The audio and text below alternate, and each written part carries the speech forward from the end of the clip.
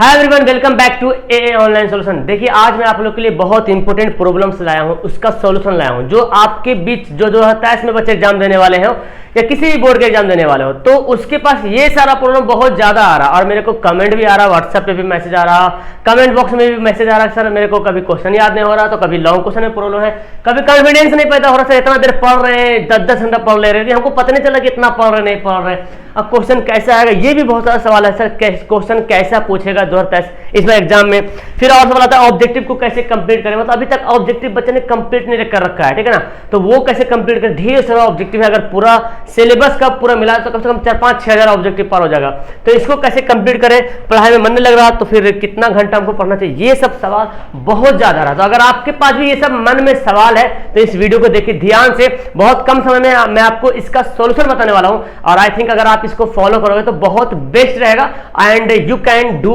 Well. Okay, तो चलिए सबसे पहला सवाल यहां पे देखते हैं, क्वेश्चन कैसा आएगा। तो ये सवाल आपके मन में तो आता है सर क्वेश्चन कैसा पूछा जाएगा एग्जाम में, तो चलिए मैं इसका आंसर बताता हूं क्वेश्चन कैसा आएगा, है ना। एक मिनट, चलिए तो इसको हम देखते हैं। देखिए आपको जो एग्जाम होगा ना 2023 में, और 2023 का जो एग्जाम होगा वो 2020 के पैटर्न की तरह होगा। 2020 में जो पैटर्न था उसी आधार पे ये वाला एग्जाम पूछेगा 2020 का पैटर्न पे, ठीक है ना, 2020 के पैटर्न पे। और जब भी एग्जाम पूछा ना तो 3 मीडियम से सवाल पूछा है। एक तो आता है हार्ड क्वेश्चन आता है जी, है ना, एक आता है मीडियम आता है जी, एक मीडियम क्वेश्चन आता है और एक आता है लो क्वेश्चन आता है, मतलब लो एकदम नॉर्मल क्वेश्चन आता है, हार्ड मीडियम लो क्वेश्चन आता है। अब देखो आपको बता दूं, अगर पूरा क्वेश्चन का पूरे से मान के 100 नंबर का क्वेश्चन है, जितना भी क्वेश्चन है उसमें अगर देखा जाए तो लो जो क्वेश्चन है ना, जो क्वेश्चन लो क्वेश्चन है, जो एकदम नॉर्मल क्वेश्चन है, तो कम से कम 50% आपको नॉर्मल सा एकदम लो क्वेश्चन देखने को मिलेगा, कम से कम 50%, ठीक है ना। उसके बाद अगर मीडियम क्वेश्चन की बात कर ले तो मीडियम क्वेश्चन मतलब बोला जाए तो 30% आपको मीडियम क्वेश्चन मिलेगा और हार्ड देखा जाए तो 20% हार्ड क्वेश्चन मिलेगा। तो फिर दिक्कत क्या है ना, पहले हमको कंप्लीट करने से लो मीडियम का जो क्वेश्चन है ना, जो हल्का हल्का सवाल है जिसको रिवीजन बार बार करने की जरूरत है, जिसको हमको बार बार पढ़ने की जरूरत है ताकि एग्जाम में आए तो हम उसको अच्छी तरीके से उसको अटेम्प्ट कर पाए, ठीक है ना। तो आपको सबसे पहले क्या करना चाहिए, जो भी सब्जेक्ट है ना उन सभी सब्जेक्ट का लो वाला जो क्वेश्चन एकदम हल्का हल्का सवाल उसको तो एकदम दिमाग में अटा कर रखना है, तो आपका 50% क्या हो जाएगा, एकदम कंफर्म क्लियर हो जाएगा। उसके बाद मीडियम क्वेश्चन 30% क्वेश्चन पूछा जाता है, तो 30% मीडियम क्वेश्चन बोले तो लो से थोड़ा अप हो रहेगा और हार्ड से थोड़ा डाउन रहेगा, यानी कि ज्यादा हार्ड भी नहीं रहेगा ज्यादा इजी भी नहीं रहेगा, मीडियम रहेगा। तो अगर आपने इस स्टेप को पार कर ले तो फिर आपको ये वाला करना है, ठीक है। तो पहले आपको, अब देखो ये दोनों के चक्कर में ये वाला छूट जाएगा आपका, अगर रिवीजन नहीं रहेगा तो लो वाला का जो क्वेश्चन है उसको बस जरूरत है रिवीजन करने की बार बार। ओके, तो जब ये वाला कंप्लीट हो जाएगा तो आप उसके बाद इस पे हाथ लगाइएगा, यानी कि कौन सा मीडियम वाला जो क्वेश्चन होता है उस पे आपको हाथ लगाना है 30%। तो यहां पे देखा जाए तो आपका 80% आपका कंप्लीट हो जाएगा एक विषय एक सब्जेक्ट का। तो किसी भी एग्जाम में अगर आपका 80% मार्क्स आता है तो ये कम बड़ी बात है, ये बहुत अच्छी बात है, ठीक है ना। अगर आपके अंदर और क्षमता है कि हम और अच्छा से करें और अच्छा नंबर लाए तो तुम आ जाओ यहाँ पे जंग के मैदान में 20% को पढ़ने के लिए, हार्ड वाला सवाल पढ़ने के लिए। तो इस तरह से क्वेश्चन को कंबाइन करो, देखो आपने कौन सा क्वेश्चन किया, कितना नंबर वाला, कितना हार्ड वाला क्वेश्चन, मीडियम वाला क्वेश्चन, लो क्वेश्चन, कैसे कैसे क्वेश्चन आपने कंप्लीट कर रखा है, किसको नहीं कर रखा है, वो अपने आप को एग्जामिन करो, जांचो, है ना, तब जाके फिर उसको अमल करो, उस पर काम करो। तो आप यहाँ पे देखना खुद से, तो जाहिर सी बात आप पढ़ रहे हो तो जाहिर सी आप पढ़ रहे हो तो आपको पता है कि मैंने कौन सा क्वेश्चन कर रखा है, कौन सा क्वेश्चन नहीं कर रखा, लो वाला पढ़ा, मीडियम पढ़ा, हार्ड पढ़ा कि नहीं पढ़ा, है ना। और हार्ड अक्सर वो क्वेश्चन जो आपको समझ में नहीं आता है, बाउंस करता है, वो हार्ड ही टाइप का मानो, ठीक है ना। चलिए, लेकिन आपको ऐसा नहीं कि जो समझ में नहीं आता हार्ड, कोई एकदम पुअर बच्चा है उसको हल्का भी सवाल नहीं आ रहा तो उसके लिए वो हार्ड है, लेकिन एग्जाम के लिए क्या हार्ड है वो देखना आपको, ठीक है ना। आपको नहीं समझ आ रहा मतलब ये नहीं कि वो हार्ड सवाल हो गया, एग्जाम के पैटर्न पे देखना कि कौन सा सवाल हाई है, कौन सा लो है, कौन सा मीडियम है, और आप बेहतर तरीके से तैयारी कर लोगे तो हाई लो मीडियम तो पता नहीं चलेगा, हार्ड वाला लगेगा ये तो नॉर्मल सा सवाल है, ठीक है ना। तो इसका आपको आंसर मिल गया होगा, ठीक है ना। चलिए अब जो दूसरा सवाल आता है ये देखिए,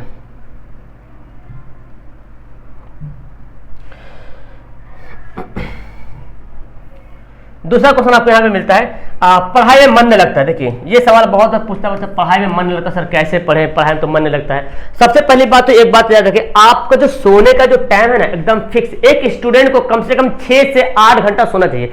अगर आप सोने में या तो ज्यादा सो रहे हैं, 8 से ज्यादा घंटा सो रहे तो भी आपके अंदर लेजीनेस पैदा हो जाएगा, या 6 से कम घंटा सो रहे तो भी आपके अंदर लेजीनेस पैदा हो। लेजीनेस पैदा होने का मतलब आपको पढ़ाई में मन नहीं लगेगा, है ना। दूसरी बात, आपको खान पान पे भी ध्यान देना कि आप खा का रहो, ऐसे नहीं कि दिन भर चबा रहे हो, वो नहीं चलेगा, है ना।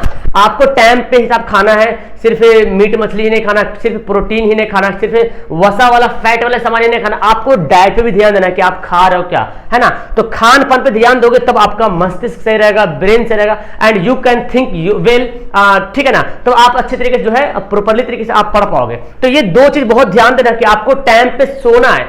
आप जितना भी टाइम सो, कम से कम 24 घंटा में एक स्टूडेंट को 6 से 8 घंटा जरूरी सोना है। तो 6 से कम सोइएगा तो भी माइंड डिस्टर्ब रहेगा, और जब माइंड डिस्टर्ब रहेगा तो आप जितना भी एक्सरसाइज कर लीजिए कोई फायदा नहीं होने वाला। तो ये जब करोगे ना तभी पढ़ाई में मन लगेगा, बस यही कारण पढ़ाई में मन नहीं लगने का।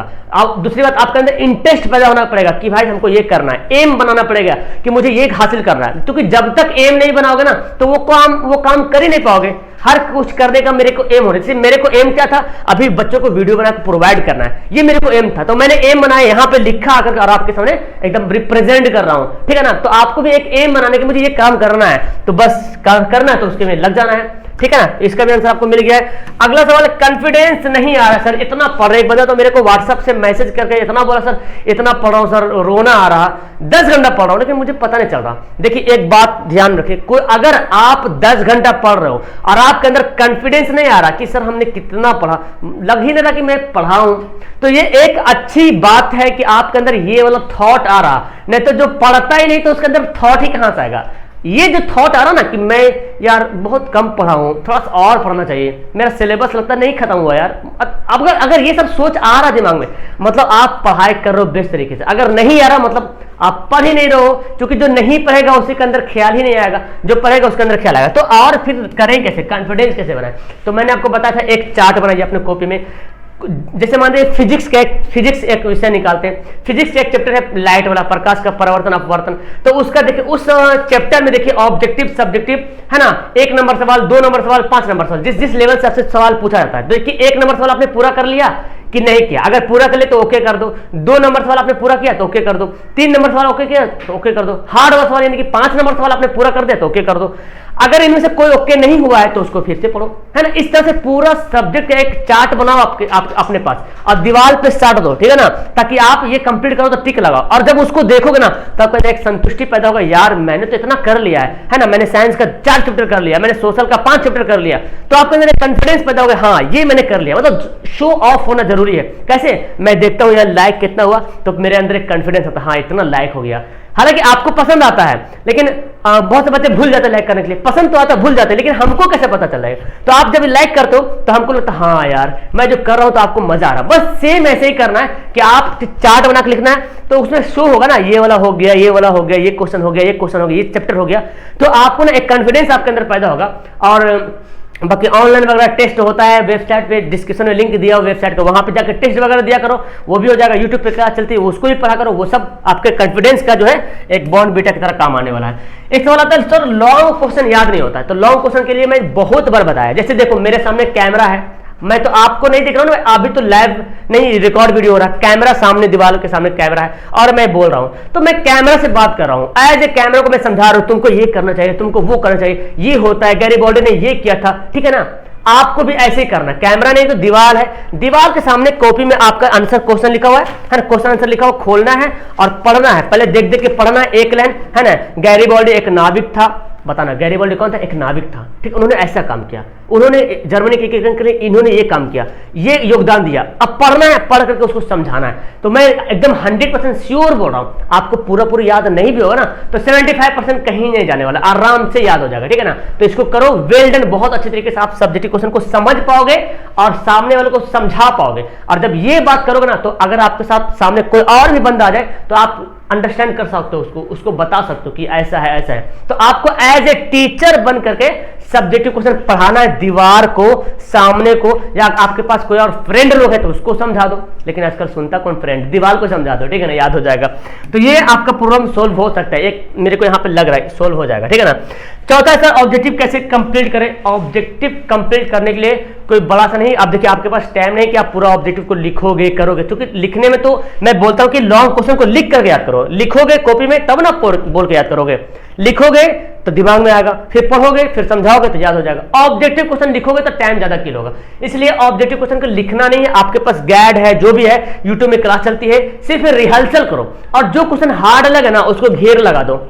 क्वेश्चन बैंक में या बीबीडी गाइड में या कोई भी गाइड में जो क्वेश्चन हार्ड लगा ना उसको घेर लगा दो, बोलो बेटा ठीक है नेक्स्ट टाइम तुम वो देख लेंगे, याद हो जाएगा। 100% बता रहा हूँ, वो आपको दिमाग में समा जाएगा, याद हो जाएगा। बाकी यूट्यूब पे क्लास तो मैं चला रहा हूँ, ऑब्जेक्टिव तो गर्द उड़ा के करा रहा हूँ, ठीक है ना, नॉर्मली से आपको रिविजन हो जाता है, तो ये नॉर्मल सी बात है, ये कोई बड़ी बात नहीं है। ये सवाल आता है सर कितना घंटा पढ़ाई करें, तो देखो पढ़ाई करने का डिपेंड आप पे है। कोई बच्चा 10 घंटा पढ़ रहा, कोई बच्चा 4 घंटा पढ़ रहा। 10 घंटा पढ़ने वाला बच्चा उतना ज़्यादा नहीं मतलब उसके अंदर इंटेलिजेंस पावर आ रहा है या तो ज़्यादा क्वालिटी नहीं पैदा हो रहा, लेकिन जो बच्चा 4 घंटा पढ़ रहा उसके अंदर बहुत ज़्यादा पावर आ रहा, जो भी पढ़ा उन्होंने उसके माइंड में सेव होना है। सबसे बड़ी बात, आप जितना भी देर पढ़ो, जो भी पढ़ो आपके दिमाग में सेव होना चाहिए। अगर आप 2 घंटा पढ़ रहे हो, अगर आप 4 घंटा पढ़ रहे हो, तो वो सारी बातें आपके माइंड में सेव होना चाहिए। और मैं बताता हूं, जब आप पढ़ने बैठते हो, जितना देर पढ़ो, तो आपके अंदर एक एकाग्रता पैदा होना चाहिए, कंसंट्रेशन पैदा होना चाहिए कि हम ये पढ़ रहे हैं। अब कंसंट्रेशन को जो डिस्ट्रैक्ट करता है ना, जैसे मोबाइल हो गया, चाहे आपके दोस्त हो गया, चाहे आपकी मम्मी बुला लिया, चाहे आपके छोटा भाई है, तो कोशिश करो कि कम से कम डिस्ट्रैक्ट हो। मोबाइल तो खैर एकदम ऑफ ही कर दो, या तो एरोप्लेन मोड में डाल दो, उसको साइड कर दो। बाकी घर का काम तो कभी कभी डिस्टर्ब पड़ता है, लेकिन कोशिश करो कि ना डिस्टर्ब करे, इस समय पढ़ने की कोशिश करो, ठीक है ना। तो डिस्ट्रैक्शन पैदा ना हो। तो अगर देखा जाए मेरे हिसाब से एक स्टूडेंट अगर 6 से 7 घंटा पढ़ता है अभी एग्जाम का टाइम, तो इनफ है, बहुत ज्यादा, 6 से 7 घंटा बहुत ज्यादा है। और इसको पढ़ने का टाइम मैंने बताया था कि गैपिंग करके बनाना, 1 घंटा फिर कभी 1 घंटा फिर 1 घंटा फिर कंटिन्यू 2 घंटा फिर 1 घंटा, इस तरह से, ठीक है ना। तो आप किसी भी टाइम पढ़ना, जब भी टाइम मिले तब पढ़ना, लेकिन 6 से 7 घंटा पढ़ोगे तो बेस्ट आपका हर कुछ मेरे ख्याल से हो पाएगा। तो आई थिंक आपके ये 6 सवाल का जवाब मैं दे चुका हूं इस वीडियो में। फिर भी आपके मन में कुछ और बातें पैदा हो रही है तो नीचे कमेंट करो, और कोशिश करूंगा इसका सेकेंड वीडियो लाने के लिए, ताकि आपके और सवाल का जवाब मिल जाए और आपका सॉल्यूशन हो जाए। ओके, तो वीडियो कैसे लगी नीचे कमेंट करना, अपना राय जरूर कमेंट कीजिएगा नीचे में, और इनमें से आपका कौन सा प्रॉब्लम था और कौन सा प्रॉब्लम आपका सोल्व हो गया ये भी कमेंट करेंगे। That's all, thank you everyone. Video को लाइक करना, शेयर करना और चैनल को सब्सक्राइब जरूर कीजिएगा। Okay, bye.